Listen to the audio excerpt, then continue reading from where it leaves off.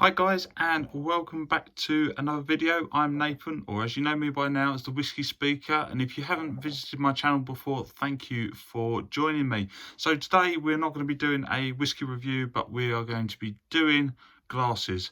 Glasses are an exceptionally important part of your journey when enjoying whisky. There's big glasses, there's little glasses, there's glasses designed for every occasion. But in this kind of mishmash in front of me, although I've had to condense what I've got in order to fit everything into this view, I'm just going to talk you through actually what makes the currently the best glass to drink and enjoy your whisky in. Now, it's personal choice. Once again, you drink your whisky however you want. There's pros and cons to most glasses, but for appreciating maybe just whisky, there is particular glasses that stand out better than others. But that's not to say that however you choose to drink your whisky is right or wrong. So really simple. If we start with the smallest, the baby, almost like a Russian doll, we're kind of working up here, the shot glass. Now, the problem with this is if you're trying to appreciate the whisky, when you go to nose it, all you're going to do is you're going to get all the alcohol straight off the top there, and no smell of all the characters that are coming off the nose, because these will have dissipated in the air, and you will then just literally sniffing across on top of the alcohol straight. So there's nowhere for the alcohol to go except straight up your nose, and you're also not able to nose all the different conjures which create all them wonderful, fantastic, smells of fruits and spices and vanilla and everything in between. So if we cut to the next glass, so a shot glass, obviously we know what we do with a shot glass, down the back of the neck in one go, but you won't get the most out of your whisky by doing so. If you choose to do it that way, it is of course your choice, but I would suggest that you don't do it. Pour it into the next glass, and this is almost like a mini tumbler, but more for kind of a little measure of port. Now we're starting to get a little bit into the ball game. You've got an area here for you to put your nose in, a bit of a cone. However, because there's no bowl on the side of the glass, there's nowhere for the alcohol to kind of hide in a kind of chamber and allow all the smells to come, all the nosing notes to come out. So it kind of allows it to dissipate too quickly with that kind of just open hole. So that's that one. Now these are fun. This is what I call a mini Glencairn, and they probably are a mini Glencairn. If you pour it in there, compared to this one, what you're doing is you're allowing yourself that little bit of ability to actually swirl, and then obviously whip round, check the viscosity and the legs, see the oils running down into the glass. And it's got quite a gentle bowl. However, like the height on these, you'll notice that it still kind of doesn't leave much room for you to nose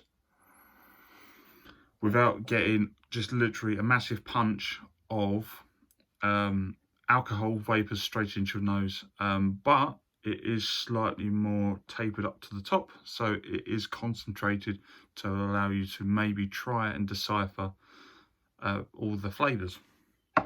Now this is an interesting glass, and this one's actually come from the Wolf Distillery in England, who are relatively new. I'm slowly hiding myself behind all the glasses. As you can see, fantastic wide, really large wide bowl there. You can really slosh it about, really kind of agitate it and run it round a rim to get it close for you to be able to nose.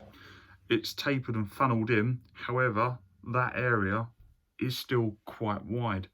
So like ideal for making like a cocktail if you're going to put loads of ice into this, like lots of ice with whatever fruit in it, and your spirits and your mixers, and that's quite a nice thing just to hold in your hand. But the one of the pros I would give this, apart from obviously it does taper slightly, but that area to nose is too big. But it is a bowl, so the vapors can come up the center and out, and the alcohol can just start to hide in the side of the chambers of the glass. The other benefit is that you can hold it like that. Now, a lot of people are up to debate for this point. I personally like it, which is that this glass relatively thin, and it means that if you hold it, then you can warm up the spirit. You don't do it too much, but just through the body temperature, you can warm it up just a little bit. Then we come to probably what most of you will recognise, the Glencairn glass. Pour that in there. And this is quite handy. It's got a solid base. You can swirl it round. The chamber on the side there to hold the alcohol is quite prominent, tapering off, narrowing at the top. A smaller funnel in which to enjoy all the nosing elements. And also, this is a fun little thing. If you get your measurement right, you can just put the glass on its side and it holds. So you know you've got the measurement right for roughly how much you should be putting in there to optimize enjoying your whiskey from each time. Because obviously if you put too little in there, then you're really having to dig your nose deep in and struggle. If you put too much in there, then it's the equivalent of one of these glasses where the measure's up here and you're just smelling alcohol.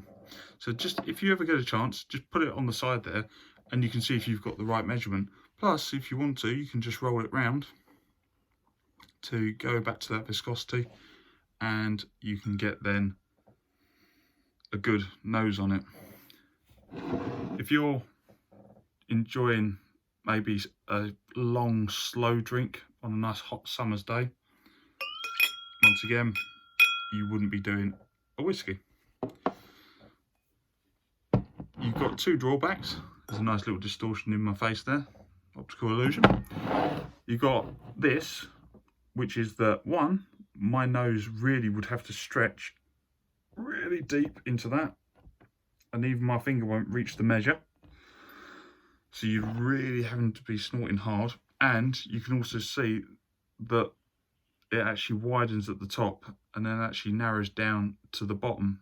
So literally everything is just being released out of the top. All the vapors literally are just like dissipating with a funnel that's effectively channeling them out in a wide area, because your nose has got to basically guard against this large area.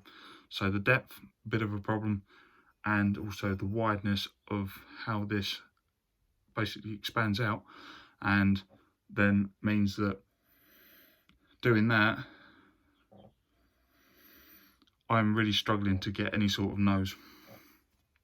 Last glass, which these are not Glencairns, but it's a similar style. Probably, I don't know exclusively, but I have seen these in packs dating back to the 80s. So if you put your whiskey in there,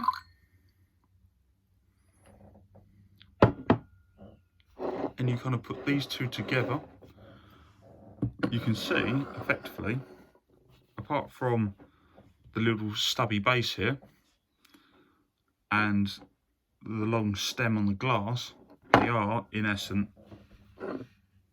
the same. It tapers to the top, a wide bowl to capture the alcohol into the side. You can swirl it. You've got a nice cone to nose from. And the main difference with this is that the manufacturers of these glasses believe, and going back to what I was saying about the Wolf's distillery glass, in that you can apply a bit of heat These guys are advocating a bit more that actually heat isn't applied to the spirit, hence the long stem, in order for you not to make contact with the spirit, compared to maybe this one, the Glencairn, which is probably the biggest seller. Obviously you holding it like this, oh nearly, or holding it like that, you're still going to transfer heat. But for all intents and purposes, you've got your bowl, you can swirl, and you can nose through the top there to get the most out of your drink. So guys, I would probably say that equally these two are probably the best ones for if you want to really get to know a whiskey. The others like allow you, this one, like if you wanted a highball or Scotch on the rocks, obviously there's a large volume area for you to drop your rocks in there and put it with the ice. That's kind of really good for that. But if you wanted to literally just say something like a cask strength whiskey or premium product in the glass, it would definitely have to be the Glencairn glass, or this version, which in essence the body of the vessel is the same, but just there's an absence of putting or transferring heat into the glass. But it's really up to you. You may wish to experiment and find that actually putting a little bit of heat onto the glass, or just leaving it to be optimum room temperature, works just fine for you. But just give it a go. Have some fun with some glasses. Let us know what you think, and drop us a comment in the box below. And if you've got any thoughts or any videos or anything that you'd like to see me review or do, then let us know. Enjoy the rest of your day, guys, and keep safe. Bye for now.